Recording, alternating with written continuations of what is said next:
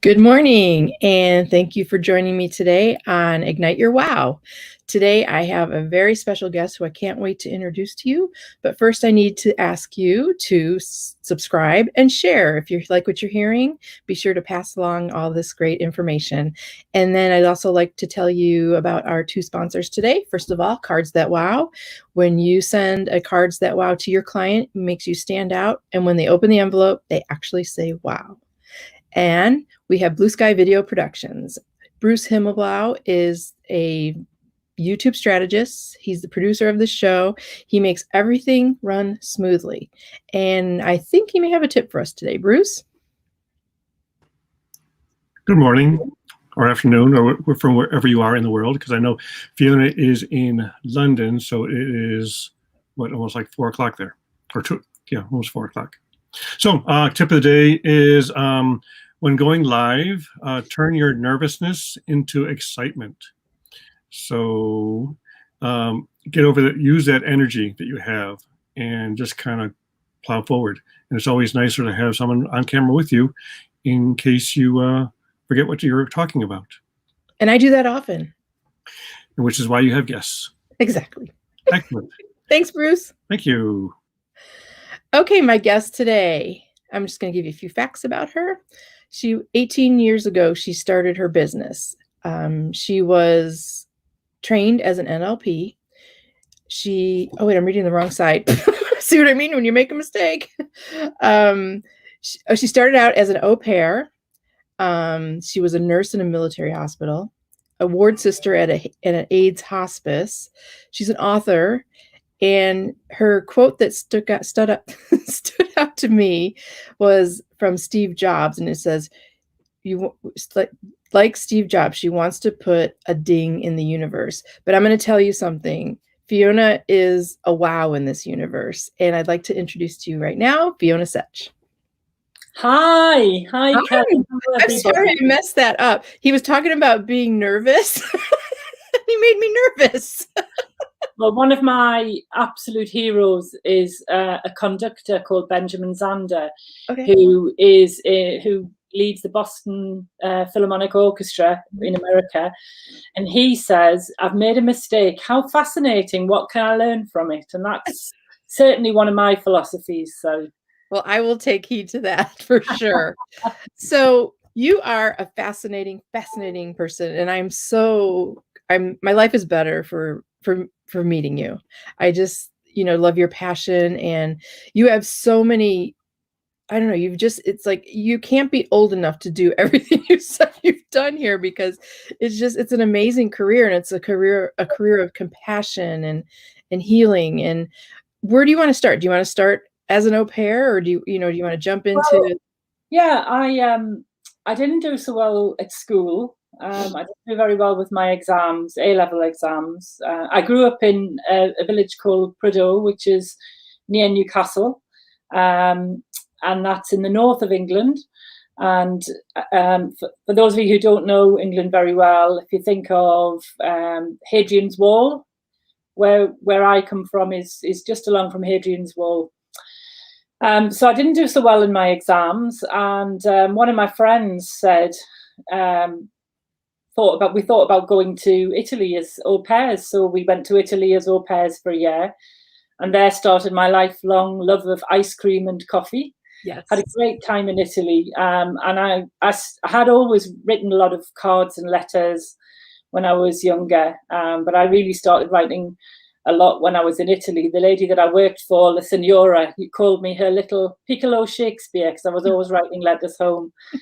I had been, before I went to Italy, living with my grandmother, who was looking after my grandfather, who had Parkinson's disease. And that made me think about possibly being a nurse one day. So I came back from Italy, did my nurse training. It was before there were degrees in nursing, so it was like an apprenticeship model of nursing. And I loved my nurse training, and I did burns nursing when I first qualified. And that was in Newcastle, and also in Saudi Arabia, where I used to go and scuba dive on my days off, which I really enjoyed. That's when I worked in the military hospital. Then I came back to England, and I went down to London for what was supposed to be 6 months to study a course because it was during the AIDS pandemic, 1989 onwards. And I got very involved in volunteering and working at the Chelsea and Westminster Hospital, and then as a ward sister at the AIDS Hospice London Lighthouse. So my 6 months turned into 8 years. Absolutely loved my time there, really enjoyed my nursing. But after about 3 years at the hospice, I decided I wanted to do something slightly different. I guess being alongside people my age who were dying, helping them, carried coffins, led funeral services as well as nursing, made me realise that I wanted to do something else. So I retrained in teaching adults, facilitation skills and training, and then later on coaching. I met my husband on a Greek island called Skiros on a holistic holiday. And we went away for about 6 months. We saved up and went travelling. Came back to Newcastle. I call myself a born-again Geordie. Geordies are people who come from the northeast of England. And it's lovely to be back here. So I've been back in the northeast since 1997. I was working for a cancer charity called Marie Curie Cancer Care. Worked for them for 5 years, and they had an organisational restructure and made my job redundant, or my role redundant. And at the same time, several people who knew I was being made redundant headhunted me to work for them. So I started working for a fair trade organisation, running a presentation skills project around the country, and also for what was the Deanery of Medicine, training doctors who were training to be consultants in leadership skills and coaching. So I've never looked back really in the last 18 years. It also helped me be around for my mum because she had brain hemorrhages when she was 59 and came to live with us, had quite a long rehabilitation process. She came home for 6 months to die, is what the doctor said when she was discharged. And 22 years later, she actually died with COVID during last May. So really, she was a wow. She was amazing, and in fact, her last words, because she had advanced dementia, were "wow." Yes, I know, that is just like yeah. So I love what I do. I work for I run my own business, training and coaching. I work mainly in healthcare and with hospices, and I do a lot of career coaching, maternity coaching when people are going on maternity leave, to think about what they want to do when they come back to work, to make that transition from being at home with their baby to coming back to work, and also retirement coaching. my dad could have used that. Right. He wasn't good at it. So seizing the day, whatever your age, whatever your goals are, I can make a contribution. Oh, you're more than that. I mean, so you like one of your things in your bio said that you use your ears and your heart. Want to talk about that? Because I think that I know what that means, but my guess. Yes. Well, when you're training as a coach, you learn a lot of different skills, tools, techniques. But the fundamental, the foundations of coaching are good listening skills and bringing your heart. So I always say the two tools that I use the most are my ears and my heart, to have empathy and be alongside the client I'm working with, a bit like the wind beneath their wings. Right. And my ears, because it's so important to listen, but really listen. Mm-hmm. No, I understand that. That's amazing. So you started your business 18 years ago. Tell me like your favorite part of what you do now. Over here, I have, where is it? Light bulb. So a light bulb moment. I love a light bulb moment when somebody learns something new. It's a bit like the door just opens and then they kick it open because they've learned something and then they can apply it to their life. And I really love it when either if I'm training, so when pre-COVID, I used to train a lot, doing things like presentation skills. And I used to love it when someone would get the confidence to stand up and enjoy it. You know, a bit like your gentleman was saying before, whose name's, my mind's just gone blank with his name. Bruce? Yes, Bruce. Yeah. Bruce said about, you want to transform your nerves into excitement, rather than thinking of them as getting in the way. So the day that I stop getting nervous about something, really, it's just making you want to do what you're doing. Be the day that I stop doing what I'm doing, really. Okay. Let's see, Phil. Hi, Phil. Coach Phil. He's a coach as well. The light bulb moment is what drives me to do what I do as well. Yes, that's your motivator. That's your passion. Yeah. So how do you wow? I mean, I don't necessarily mean like, oh, great. I mean, because when people do something really well, they go, wow, that girl was great, So what do you think your wow is, and that attributes to all your success and everything you've done? I think I'm a natural enthusiast. I'm very passionate and enthusiastic about life. I mean, we met through Team 17, didn't we? Mm-hmm. Yep. You were a new person into our group, and when you emailed, I emailed you back, and we had a telephone. Well, we had a Zoom straight away. Mm-hmm. So I think I'm an enthusiast. I'm good at communicating. I'm very curious about people. I love to find out what makes them tick. And I'm very creative in my coaching. So if somebody is interested in Harry Potter, I create coaching tools that include a pensieve, taking out negative thoughts with a wand. If it's Star Wars that somebody's interested in, I've coached somebody who imagined that their desk area had force fields around it, and they pressed a button and it fired invisible lasers at somebody that was bullying them in the workplace.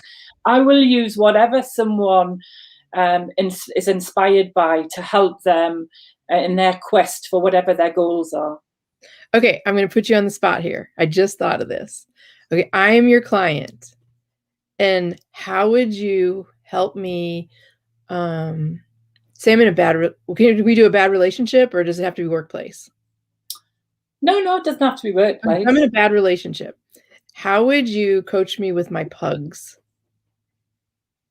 Your dogs? Yeah. I'd try and clarify what the bit of the bad relationship Let's say I was being manipulated or taken advantage of. Right. And the pugs would be? That's the thing that I love and you said you take. Oh, right. Sorry. Right. Yes. So I would get you to think about how you would look after your pugs if they were in a situation. Okay. And you would obviously want to look at how would you look after your pugs if one of them was bullying the other one, or manipulating them, what would you do? Story of my life. Max attacks Rocco, right? You know about that. So, well, I've tried separating them. I've tried, commands, nothing, he literally drags him by the leg along the floor. So sometimes when someone's in a relationship where they're being manipulated, or there's an inequality of balance, sometimes people can feel disempowered and don't feel they're very worthy. So actually helping you see yourself in the eyes of your pugs, who absolutely adore you because you do everything for them, don't you? Yeah. They adore you. So helping you see yourself through their eyes might empower you to then take the step to deal with the person that was manipulating you. Perfect.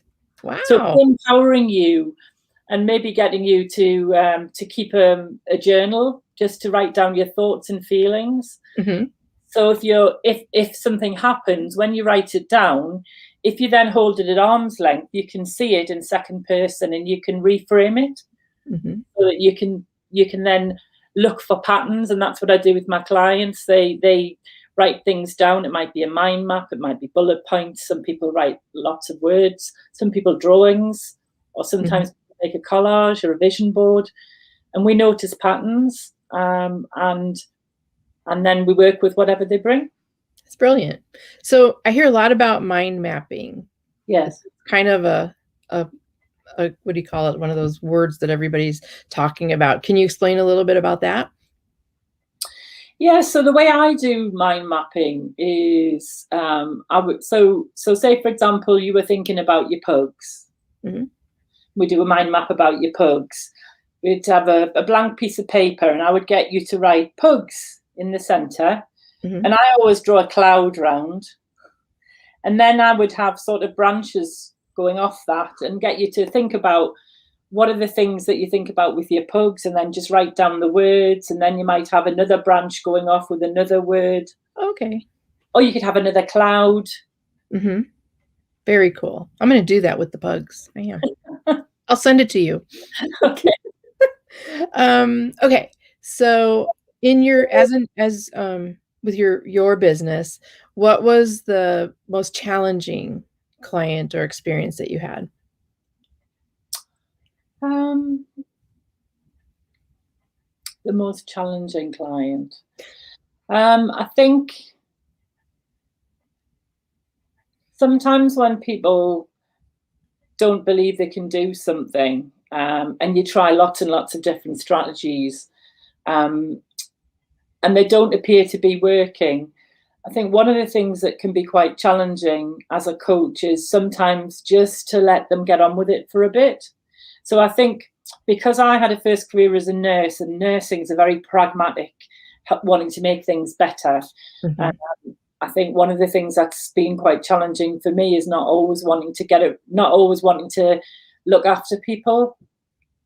So I have a supervisor. That's one of the most important things. I have a supervisor who helps me in my practice, a coach for myself, so that I can be an even better coach and inspire people.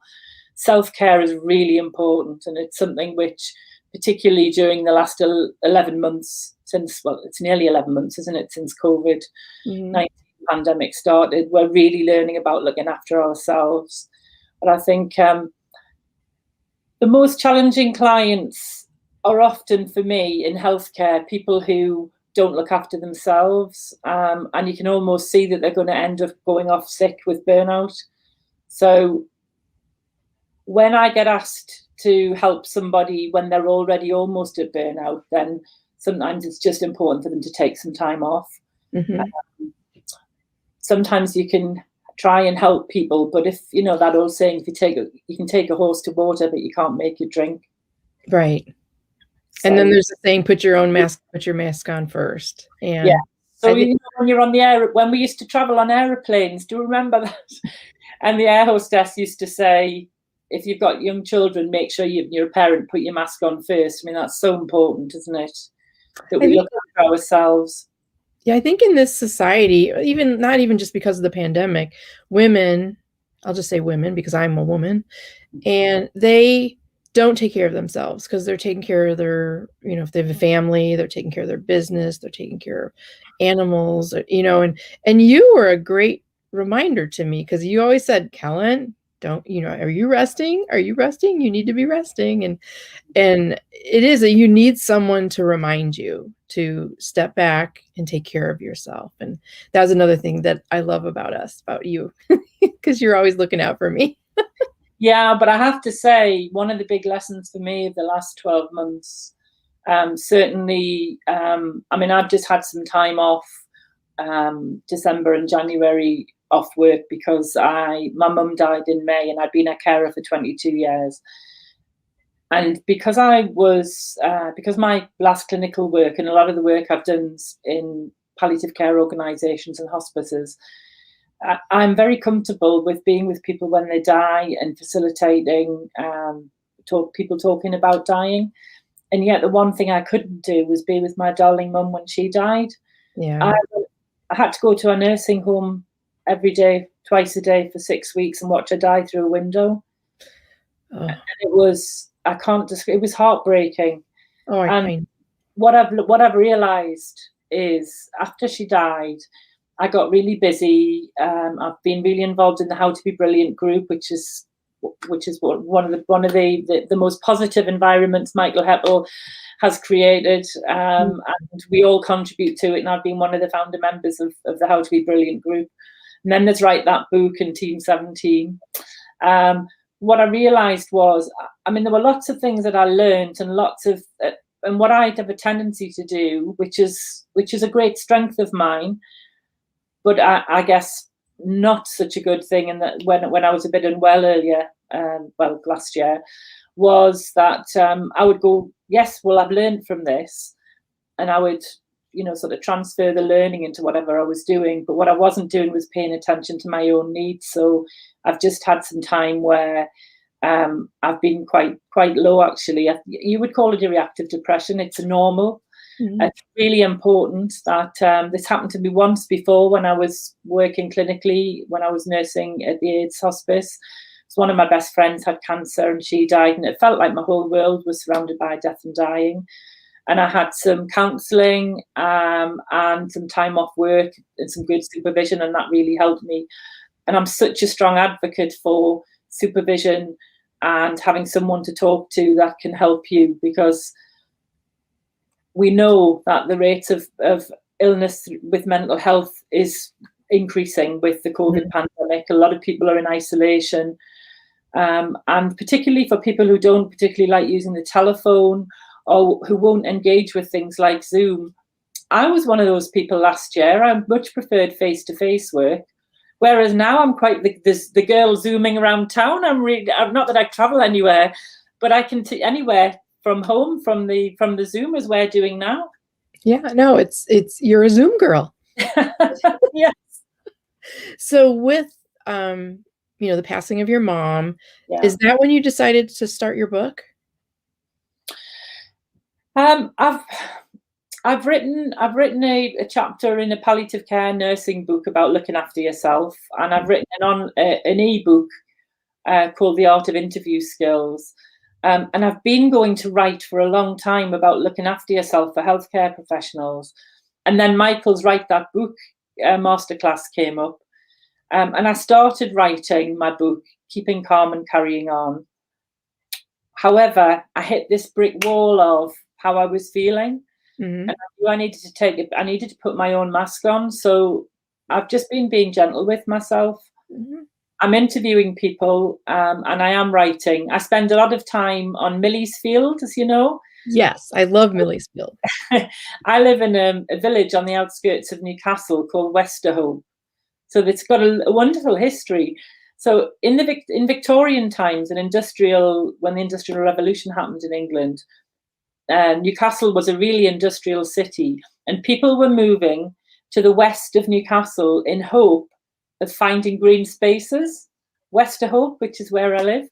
And when the first lockdown happened, I needed to find somewhere. We have a delightful, I'm married to Q, and he's a vet, and we have a 16-year-old son, Jamie, and we have 3 cats, Harry, Luna, and Groot, and we have a tropical fish, and we have a wonderful puppy, 3-legged puppy called Millie. And I needed to find somewhere to take Millie because she doesn't walk so well she walks really well, but she needs to gallop, because when she can just run and gallop, she's free. So I was very lucky. I found a little field about 5 minutes walk away. So I've spent a lot of time during lockdown on Millie's Field, and I do some live videos on how to be brilliant. And I'm going to be doing the same thing on my Keeping Calm and Carrying On Facebook page. I'm going to be posting some videos there and asking people to contribute to tell me about their experiences of how they keep calm and carrying on. How have you kept calm and carrying on, Kellen, during this pandemic? My mom brought something to my attention. I have become very comfortable not going out, and I've ordered groceries, so I don't have to go to the grocery store. I order whatever I need online. And if I have a choice to go do something, I stay home. And I'm like, I used to be like out meeting people, my other job, I working in the city and going to clients all the time and loving like all kinds of networking functions. And it's kind of turned me into like a stay at home, like right, to detriment though. So now I force myself to go walking 3 times a day. I take each pug out by themselves, and do a couple my 3-4 miles a day. And then when I go outside, it's amazing the mind shift. I'm having trouble explaining it because I'm just discovering it myself. And so she says, "You need to get out." And I'm like, okay, yeah, whatever. But she was right. I mean, I would have stayed in my office and worked for 3 weeks if she hadn't probably said something. So like yesterday, I did something completely out of character for me. I took my daughter, my niece, and my 3 pugs to the beach. And if you see the quote, the comment that Phil wrote, um, I only had 2 leashes, but I have 3 pugs, so I tied 2 cell phone cords together, and that was Gus's his leash. And it was so windy. It was like the Sahara Desert, and the wind was blowing, and the sand I had sand all over, we were like, sand everywhere. And then Max actually got tipped over and the wind blew him away. So we're glad we had a leash. We had him on a leash, but I would have, it was just a spontaneous, "Well, let's go to the beach." And that's how I used to be. So I feel like I'm like coming back a little, that I'm getting back to normal, but it affects everybody differently. I know with my daughter, she was really depressed. It's her senior year, no prom, it Yeah. looks like basketball is going to be canceled. It's Yeah. just, I just feel so bad for the kids. But yeah, I think it hits everybody differently. Yeah. There's there are several words, aren't there, which like unprecedented, which everybody we know, which was one of the words of last year, wasn't it? Mm-hmm. It really is on so many different layers. It just impacts on everything, doesn't it? Mm-hmm. And then I was having a virtual cup of coffee with 2 friends yesterday. I was in the middle of the screen and they were on either side. And we tried to talk. We were talking about things we've been doing, but every conversation came back to COVID. Mm. Which is a bit sad, really, isn't it? I think next time we said, I've got a little dinger and I'm going to bring it out. And every time we mention COVID, I'm going to ding it to make sure that we move into something else. No, because when you would meet with friends for coffee before COVID, you didn't talk about disasters or pandemics, or you talked about, hey, guess what happened, or my dog did this, or it was just the conversation. And that's what I like about this show. It's not COVID heavy. I mean, obviously there's going to be topics and things that are relating to it, but we're learning about you, Fiona, not Fiona who was through COVID for the last 11 months or whatever. Yeah. So do you want to talk about your book a little bit? Like what? Yeah. So I'm writing about, I'm writing a bit about my story and my mum's story. Yeah. I think that talking about advanced dementia and also about the challenges of not being able to be there. And I'm interviewing people like Millie's Field. Behind Millie's Field, there's a bowling green. And I've met a delightful 80-year-old gentleman called Alan, who lives a car drive away, who has no green space where he lives. He lives in a block of flats. So his garden is the bowling green, and he's carefully looked after it since last March, since everything stopped. So I'm looking forward to interviewing him and finding out about how he's keeping calm. I mean, I see him keeping calm. I see him in his space. And several friends and people like the Undertaker, who helped us with Mum's funeral, because of their experiences. They've been so different. And I'm going to be interviewing Michael and Christine. Nice. And I'm going to be interviewing you. And several people. So it's going to be lots of people's experiences. And then I'm going to be weaving in some coaching strategies and some tips on keeping calm and carrying on. In fact, in Alnwick, which is a place at the Northumberland coast, which is a beautiful part of the world, if anybody would like to visit, we are very, very friendly area. Newcastle, Geordies, we're renowned the world over for our friendliness. And Alnwick, there's a fantastic secondhand bookshop there called Barter Books. And the people who own it, they found a poster from the Second World War, keep calm and carry on, Oh, the original. The original, yeah, they found it in a box of of memorabilia that was handed to them. They had a whole load of things, and they found this poster. So they have a lot of merchandise from them, and it was from that it's a term that we use a lot, keep calm and carrying on. And I just thought, how are we keeping calm and carrying on? Because it's about, let's think about in a year's time, fast forward a year, what's it going to be like? We're going to be looking back at this time, and I'm guessing that when we can sit, so one day we'll meet, we'll have a cup of coffee, we'll even have a hug, and we'll really appreciate it, because I think we really appreciate things, don't we, that we just took for granted before. Right. Just our little basic freedoms, it's, yeah, I can't wait to come see you. I'm going to come visit you. I am. Oh, fantastic. I might move in. I don't know. No, I'm just kidding. Can I bring the pugs?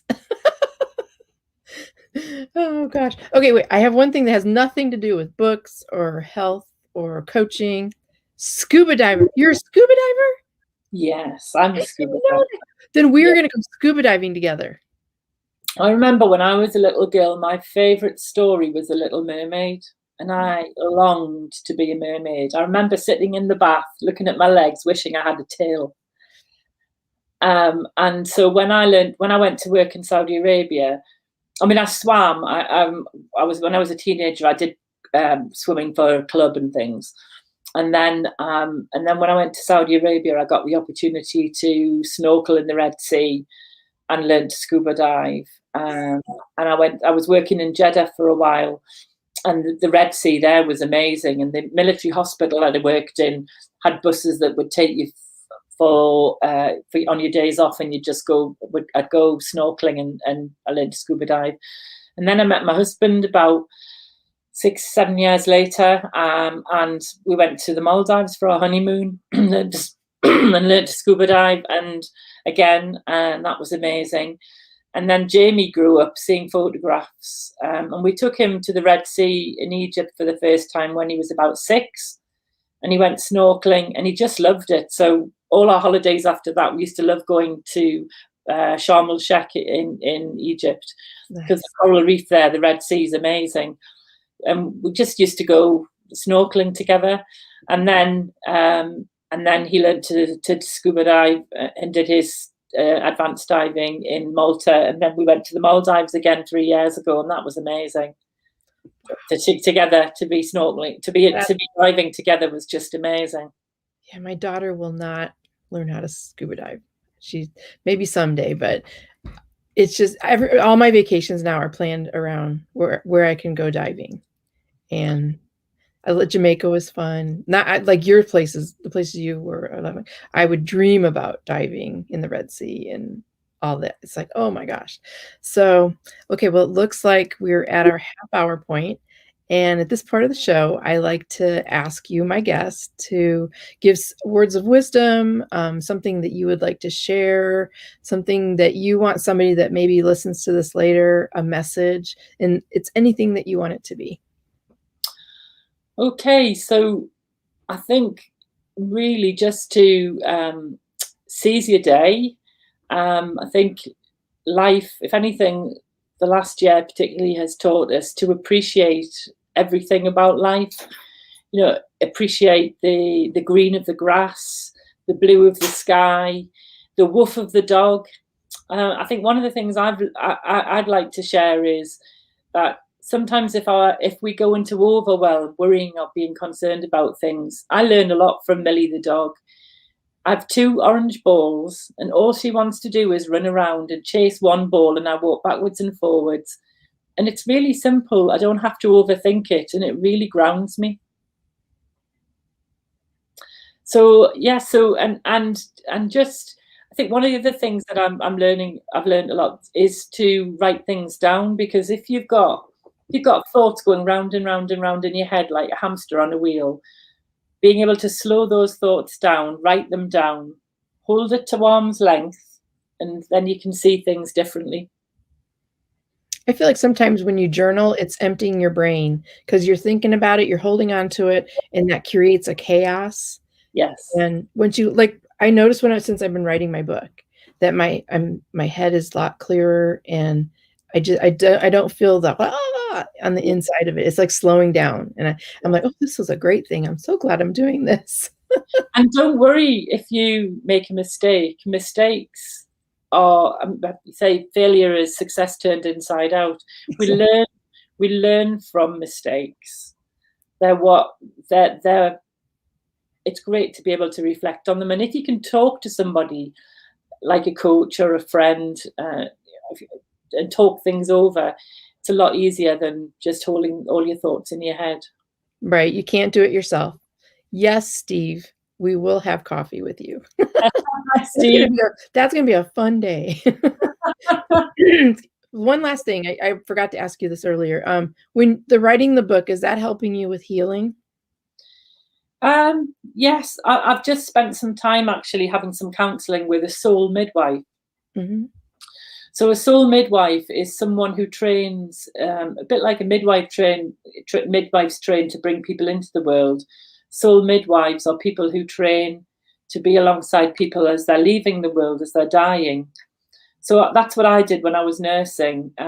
So I recently had some counseling with someone who's done some training in this. Mm-hmm.